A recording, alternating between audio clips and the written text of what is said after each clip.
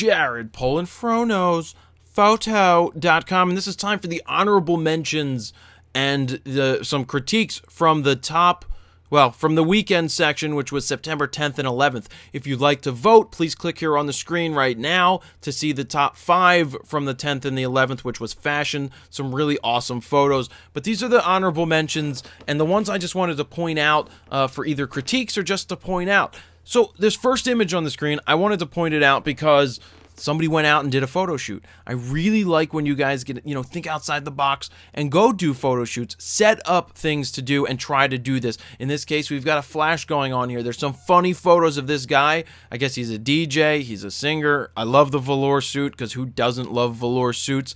And he's just trying something. He's twirling the microphone and somebody popped the flash off and they got a cool shot. So, that's why I picked this one to point out, just for the mentality aspect of it. Let's move on to the next one. All right, I didn't pick this because of any other reason. I picked this for one reason, and that's because of the pants. I don't know how you wear pants like that. I don't get why you wear pants and they're kind of like tightened below your belt. Maybe I need to try it myself on a video and just like tighten my pants so that my boxers are showing, and that would be really cool. I'd be like, hey, what's up? I'm wearing a belt that's really tight around my pants.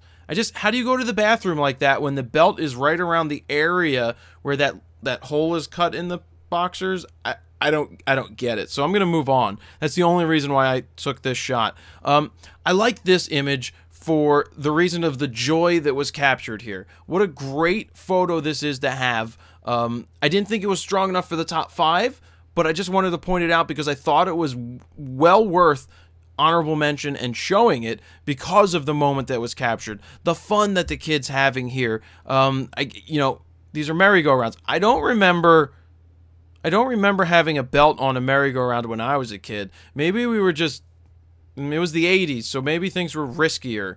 I just remember you could hold on, but who knows. Anyway, they belted the kid in. Cool shot. Not much more to say. I just love the expression on the kid's face. Some other things you could do with this. If you were ultra wide angle, you could go vertical and get more of the scene of the merry-go-round. Or if you weren't actually on the merry-go-round, you could stand off of it and take a wide scene, pan with the child as they're moving or as the thing goes around. And what's going to happen is you're going to get some extra little blur things going on, but try it at a slower shutter speed for panning. We'll have to explain that one time. But as you follow the subject as they move around, you're going to get some spinning motions. It's going to look pretty cool. Let's go to the next one. What a cool shot in the grass. This mushroom throws me off a little bit because I'm trying to figure out why the hand's disjointed from the body, but really nice. Getting down on the level of your subject is really, really important, especially when it comes to kids. She's laying in the grass. She's drawing whatever she's doing. She's writing. She's doing whatever. I love the blown out background with the tree and the picnic grove, because that's a picnic grove, because I can see a picnic bench.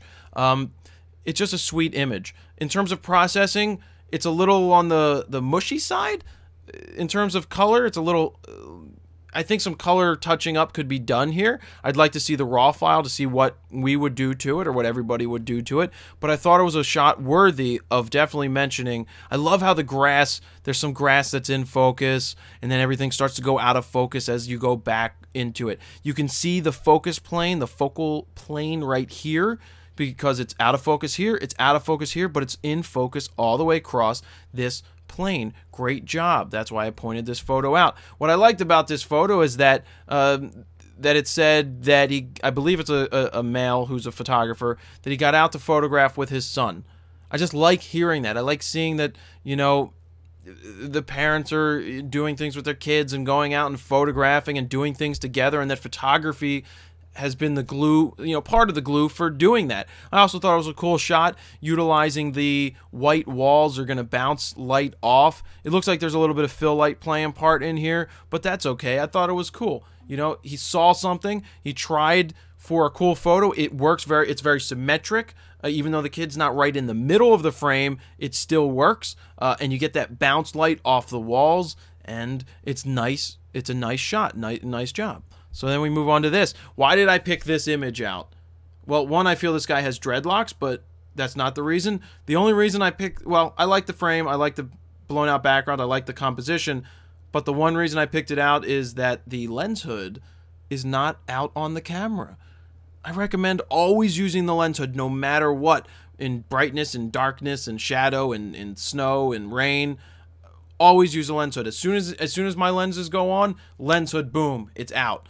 Not just because it protects the lens, because I don't use filters. That's not my main explanation for why I use a lens hood.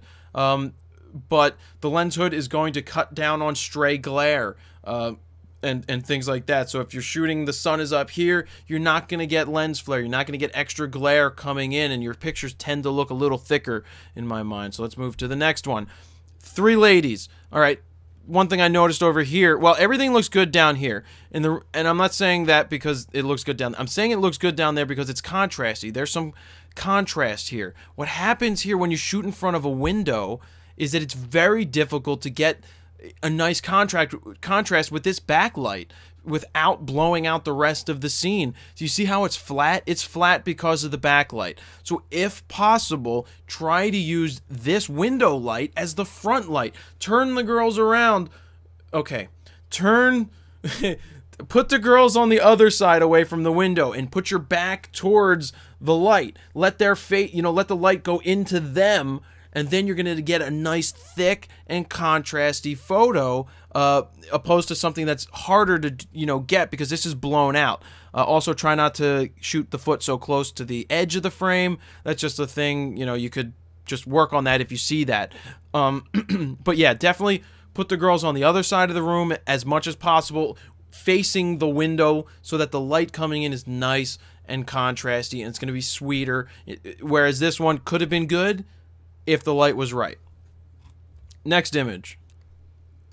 Boom. So there were some really cool shots here. First things first, yeah, there were about 4 different shots of this girl out in the field. Really nice color, but I think it was slightly over-processed. Just a little bit too much processing for my liking. This one was one of the less harsher processed ones, but you can see the background where the background was brought. No, background. There's a G in there.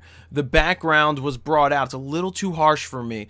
She looks great. The black and whites look great. I just wanted to point this out because they did a nice job going out and photographing in the field. Beautiful mountains, beautiful skies. There's some great colors in this person's photos.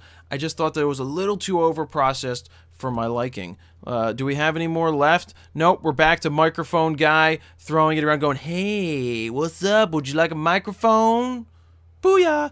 Anyway, that's your critique. Be sure to vote for the top 5 from September 10th and 11th so that somebody can win some free Adorama Picks stuff. And if you vote, you have a chance to win a free Adorama Picks book, just like the winner of the vote. So every vote counts. Click on the screen right now to go to the top.